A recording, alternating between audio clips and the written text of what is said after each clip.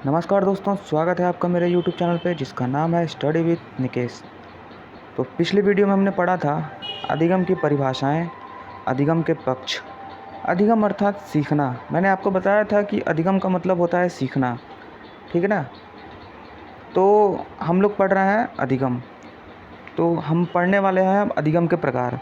अधिगम का पक्ष हमने पढ़ लिया था और विभिन्न मनोवैज्ञानिकों के द्वारा दी गई परिभाषाओं को भी पढ़ लिया था। अब हम पढ़ेंगे अधिगम के प्रकार।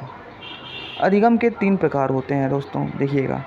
अधिगम के 3 प्रकार होते हैं। पहला प्रकार है गामक अधिगम, ठीक है। जब व्यक्ति अपने शरीर के द्वारा विभिन्न क्रिया करता है, कोई भी व्यक्ति जब अपने शरीर के द्वारा विभिन्न क्रिया करता है तो उस क्रिया को हम कहते हैं गामक क्रिया, ठीक है। जैसे कोई व्यक्ति अपने शरीर की सहायता से कोई काम कर रहा है, कोई क्रिया कर रहा है, उसे हम कहते हैं गामक क्रिया। और उस क्रिया द्वारा जो भी अधिगम होता है, मतलब उस क्रिया के द्वारा, गामक क्रिया के द्वारा जो भी अधिगम होता है वही होता है गामक अधिगम। गामक अधिगम जो होता है वो शैशवावस्था के बच्चों में होता है। जो शैशवावस्था के बच्चे होते हैं, यानी कि जन्म से लेकर 2 या 3 साल तक के बच्चे, उनमें होता है, शैशवावस्था में होता है कौन सा अधिगम? गामक अधिगम, ठीक है। ये इंपॉर्टेंट है, क्वेश्चन ऐसे ही पूछता है दोस्तों। अगर दे देगा कि गामक अधिगम किन में होता है और 4 ऑप्शन दे देगा आपको, शैशवावस्था, बाल्यावस्था, किशोरावस्था, प्रौढ़ावस्था, और आपको टिक करना होगा सही ऑप्शन पे, तो आप शैशवावस्था पे टिक करेंगे, ठीक है। एक और इम्पॉर्टेंट चीज़ इसमें है कि यह अनुकरण विधि पर आधारित होता है। हम छोटे बच्चों को देखते हैं कि वो कैसे सीखते हैं, वो अनुकरण करके ही तो सीखते हैं। गामक अधिगम के द्वारा वह अनुकरण करके ही सीखते हैं ना। मतलब कोई बड़ा आदमी मतलब कुछ करता है, हम अपने छोटे बच्चों के सामने जो हम जैसा करते हैं, बच्चे उसी को देख के सीखते हैं, ठीक है ना। छोटे बच्चों को सिखाना होता है तो ऐसे हाथ मिलाते हैं, बेटा हाथ मिलाओ, ऐसे हाथ मिलाओ, तो वो उसको देख के अनुकरण करके ही हाथ मिलाना सीखता है, ठीक है। तो कहने का मतलब है गामक अधिगम अनुकरण विधि पर आधारित होता है। और दूसरा टाइप है प्रतिबोधात्मक अधिगम। यह अधिगम बाल्यावस्था के बच्चों में होता है। देखिए, गामक अधिगम जो था वो शैशवावस्था के बच्चों में होता था। यह प्रतिबोधात्मक अधिगम जो है, यह बाल्यावस्था के बच्चों में होगा। इसमें बच्चे के किसी भी बोध का प्रतिबिंब बनना शुरू हो जाता है। देखिए, इसमें प्रतिबिंब बनना शुरू हो जा रहा है, बच्चे के मन में प्रतिबिंब बनना, मतलब किसी चीज़ को देखकर मन में एक प्रतिबिंब बनना शुरू हो जा रहा है। यह देखिए, यह किस पे आधारित होता है? यह प्रयत्न तथा भूल विधि पर आधारित होता है, ठीक है।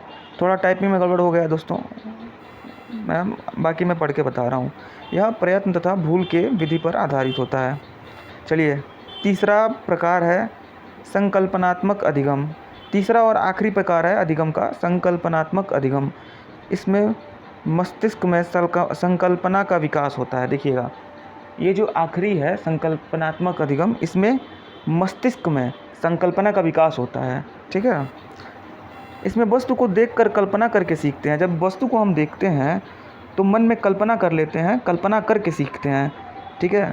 जैसे मान लीजिए हम किसी वस्तु को देखते हैं, मान लीजिए हम कार को देखते हैं रोड पे, तो उसके बारे में हम कल्पना करते हैं ना, कल्पना करते हैं, मन में बिठाते हैं, सोचते हैं कि ये कार है, इसमें 4 पहिए होते हैं, इसको पेट्रोल चाहिए, पेट्रोल मिलता है इसको तो ये चलती है, और लंबी से लंबी दूरी है कम समय में तय कर लेती है। तो हम ये सब सोच के सीखते हैं ना, कल्पना करके ही सीखते हैं। देखिए, यह अधिगम किशोरावस्था में होता है।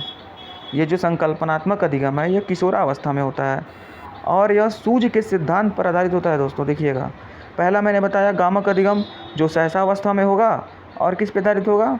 वो आधारित होगा अनुकरण विधि पे। दूसरा होगा प्रतिबोधात्मक अधिगम जो आधारित होगा प्रयत्न और भूल के सिद्धांत पर।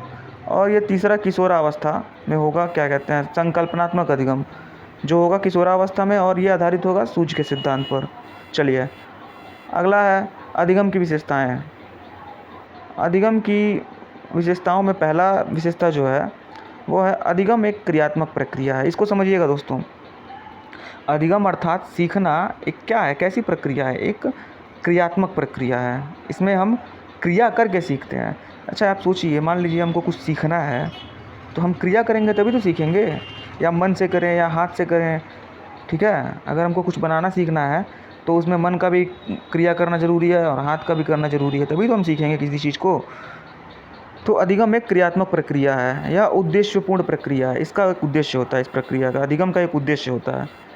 यह जीवन भर चलने वाली प्रक्रिया है। जैसे कहा जाता है कि हम ज़िंदगी भर सीखते हैं, तो अधिगम क्या है? जीवन प्रयत्न चलने वाली प्रक्रिया है, जीवन भर चलती है अधिगम। यह नकारात्मक और सकारात्मक दोनों होती है। तो अधिगम देखिए दोस्तों, अधिगम नकारात्मक भी होती है और सकारात्मक भी होती है। सकारात्मक जैसे मान लीजिए हम छोटे बच्चों को सिखाते हैं, खुद सीखते हैं कि बड़ों का आदर करना चाहिए, गंदगी नहीं फैलानी चाहिए, ठीक है, अपने से छोटों को नहीं मारना चाहिए, ऐसे समझाते हैं ना, ये सब सकारात्मक अधिगम है। और अधिगम नकारात्मक भी तो होता है। कई बच्चे सीख लेते हैं कि बड़ों को आदर नहीं करना चाहिए, बड़ों को गाली देना चाहिए, छोटे बच्चों को मारना चाहिए, गंदगी फैलाना चाहिए। ये सब क्या है? नकारात्मक अधिगम है, ठीक है। देखिए 5वां, यह स्वाभाविक क्रिया है, सॉरी स्वाभाविक क्रिया नहीं है। मैंने बताया है, यह अधिगम जो है क्रियात्मक क्रिया है, क्रियात्मक प्रक्रिया है, इसमें क्रिया करना पड़ता है। यह स्वाभाविक नहीं है दोस्तों। यह जो अधिगम जो है यह स्वाभाविक क्रिया नहीं है, इसमें यह खुद से नहीं होता है अधिगम। आदमी बैठा रहे और सोचे कि मैं ये सीख लूँ, अधिगम कर लूँ, तो ऐसा नहीं होगा। इसके लिए आपको क्रिया करना पड़ेगा, अर्थात यह स्वाभाविक क्रिया नहीं है। यह सदैव नवीन होती है, जो अधिगम नवीन नहीं होती है। जो अधिगम है यह नवीन नहीं होती, हमेशा नई नहीं होती है, पुरानी भी होती है। उम्मीद है दोस्तों आज का वीडियो आपको समझ में आया होगा, आज का टॉपिक सारा आपको समझ में आया होगा, ठीक है। तो अगले वीडियो में आपको, अब अधिगम का चैप्टर पूरा कंप्लीट हो गया है, अगले वीडियो में आपको अधिगम से आधारित कुछ इम्पॉर्टेंट क्वेश्चन जो एग्ज़ाम में आए हुए हैं आपको कराया जाएगा, ठीक है दोस्तों। तब तक के लिए धन्यवाद।